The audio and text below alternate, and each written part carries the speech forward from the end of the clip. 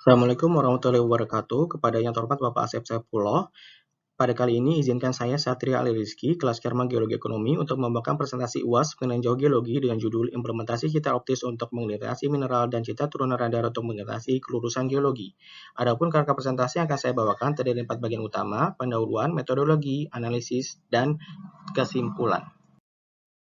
Pada gambar di samping diperlihatkan prinsip dasar pengendalian geologi, meliputi 3 komponen utama, yakni ilmu, teknologi, dan seni, yang digunakan untuk mendapatkan informasi fisik objek geologi di permukaan seperti keberadaan struktur geologi, jenis batuan, batas formasi, keberadaan sistem geotermal, kedapatan zona mineralisasi melalui serangkaian proses perekaman, pengukuran, dan pendeteksian, dengan memanfaatkan pola energi berupa gelombang IM yang diperoleh dari suatu sistem tanpa kontak, Saifullah 2023. Tantangan diraja di Indonesia ada tutupan awan tinggi, kondisi tanah basah, tutupan hutan yang lebat, dan pelapukan tanah yang tinggi. Sedangkan keunggulan Inderaja ada 7 bagian, tetapi Inderaja sendiri tidak bisa menggantikan survei langsung ke lapangan dan hanya akan mempermudah kegiatan yang akan berlangsung di lapangan.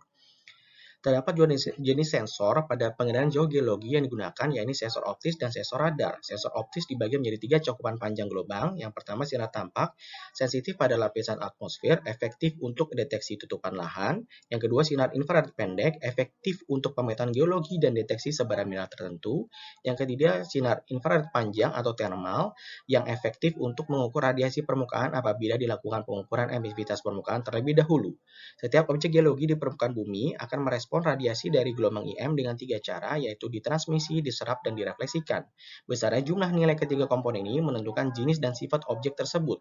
Sensor hanya mampu mengukur jumlah radiasi gelombang IM yang direfleksikan saja dengan suatu parameter yang disebut spekter reflektansi. Setiap batuan akan memiliki perbedaan respon pantulan atau refleksi dari gelombang IM, dan perbedaan respon panjang gelombang memberikan info fisis yang berbeda. Untuk sensor radar beroperasi pada kisaran gelombang microwave, memanfaatkan refleksi matahari dan emisi cahaya matahari yang terjadi pada tingkat energi sangat rendah. Sensor radar mampu untuk mengukur jumlah radiasi yang dipantulkan balik ke antena atau receiver yang disebut sebagai backscatter. Backscatter atau hamburan balik merupakan sinyal utama dari target geologi yang diterima oleh receiver pada sensor radar.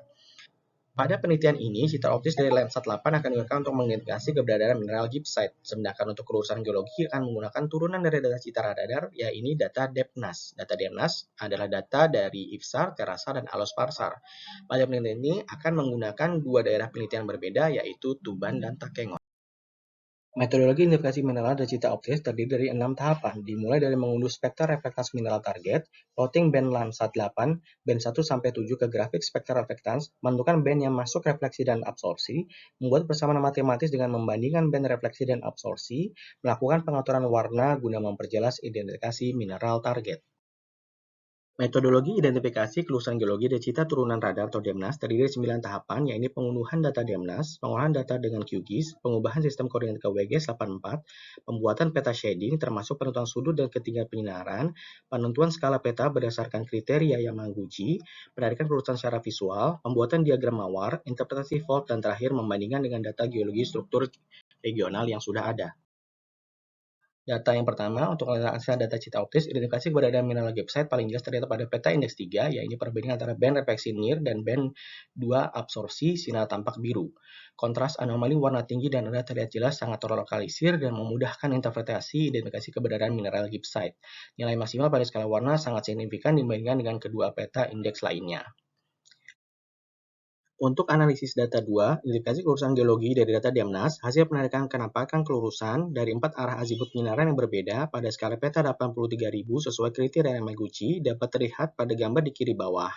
Dan untuk hasil pemeriksaan diagram mawar menunjukkan tren struktur utama mengarah west-east dan northwest-southeast, sedangkan struktur minor berarah dengan tren northeast-southwest. Dan jika dibandingkan dengan data struktur geologi regional yang juga memiliki kesamaan frekuensi yang cukup baik, walaupun ada beberapa perbedaan di beberapa garis penarikan yang mungkin disebabkan keterbatasan visual karena perbedaan sudut arah penyinaran.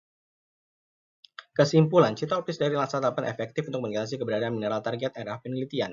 Penentuan persamaan matematis diusahakan dengan persamaan yang paling mudah terlebih dahulu ataupun perbandingan. Untuk mineral gibbsite, disarankan menggunakan band dengan rentang sinar tampak, dan NIR.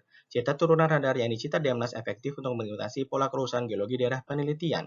Hasil penelitian geologi dan citra DMNAS memiliki beberapa kesamaan frekuensi dengan hasil studi regional. Dibutuhkan analisa tambahan pada arah sudut penyinaran yang berbeda. Keduanya membutuhkan ground truthing untuk menambah yakinan, analisa citra optik, dan analisa citra radar.